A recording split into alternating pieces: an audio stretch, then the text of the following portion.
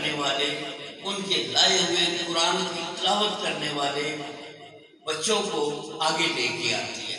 کیوں کہ پورا عالم کفر اور بدقسمتی کے ساتھ اسلامی ممالک کے چاپلوس، منافق اور بزدل حکمران بھی ان کے ساتھ ملے ہوئے ہیں۔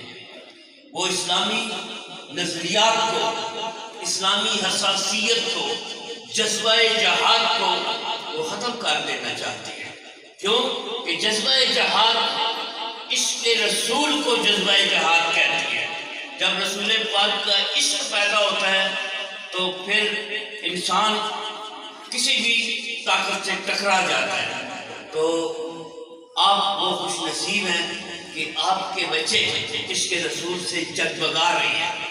ہاں، اگر ہم نے اگلی صدی میں کنٹرول حاصل کرنا ہے، رسول پاک کے غلاموں کو سپر پاور بنانا ہے، تو جس طریقے سے صبح سے آپ بیٹھے ہوئے ہیں، میں آپ کی عظمت کو سلام کرتا ہوں۔ اتنے ادب سے اور لوگوں کا مقدر نہیں ہے، تو اسی طرح ہم نے آج یہاں سے بچوں کو سلیکٹ کرنا ہے۔ ہم 10 بچے بھی سلیکٹ کر سکتے ہیں، 20 بھی کر سکتے ہیں۔ ان